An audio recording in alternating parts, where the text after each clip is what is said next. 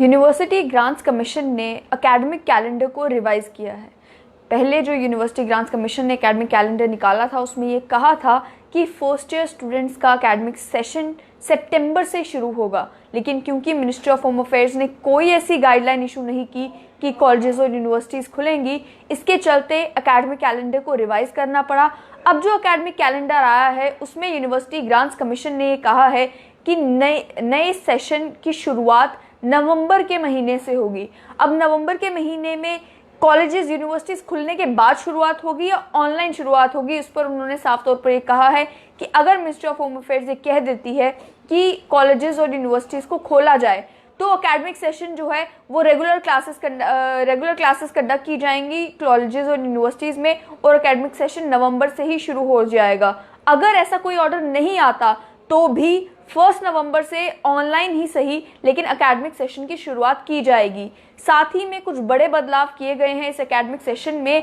ताकि कोविड-19 के कारण जितना समय स्टूडेंट्स का बर्बाद हुआ है उसे कंपनसेट करने की कोशिश की जा सके। ये कहा गया कि अब जो भी क्लासेस कंडक्ट की जाएंगी फर्स्ट ईयर स्टूडेंट्स की, वो हफ्ते में 6 दिन कंडक्ट की जाएंगी। आपको मालूम है कि अभी तक जो बच्चे कॉलेजेस में यूनिवर्सिटीज़ में पढ़ रहे थे उनकी क्लासेस 5 दिनों के लिए होती थी, लेकिन अब ये कह दिया गया है कि हर हफ्ते में 6 दिन क्लासेस कंडक्ट की जाएंगी। उसके अलावा समर ब्रेक और विंटर ब्रेक को कैंसिल कर दिया गया है ताकि जो टाइम लॉस हुआ है उसे कंपनसेट किया जा सके। उसके अलावा ये भी कहा गया है कि नए सेशन की शुरुआत होने के बावजूद भी स्टूडेंट्स का जो सेकेंड सेमेस्टर आएगा वो थोड़ा डिले हो जाएगा, क्योंकि जो बच्चे हैं वो 30 अगस्त 2021 में ही सेकेंड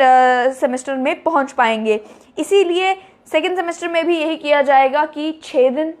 हफ्ते में क्लासेस कंडक्ट की जाएंगी, और उसके अलावा विंटर ब्रेक और समर ब्रेक जो है उसे कैंसिल कर दिया गया है। उसके अलावा तीसरी बड़ी सिग्निफिकेंट बात ये कही गई है कि अगर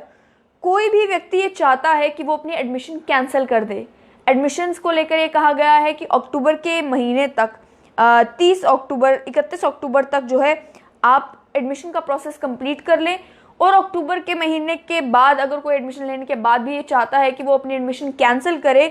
30 नवंबर तक अगर कोई भी स्टूडेंट अपनी एडमिशन कैंसिल करता है तो उसकी पूरी की पूरी एडमिशन फ़ी उसे रिफंड की जाएगी।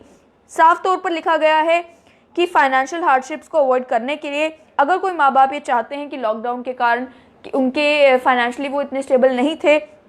और वो एडमिशन कैंसिल करना चाहते हैं तो वो 30 नवंबर तक कर सकते हैं, और सारी की सारी फीस, कोई भी कैंसिलेशन चार्ज जो है नहीं लगाया जाएगा, कोई भी एक्स्ट्रा चार्ज जो है वो नहीं चार्ज किया जाएगा,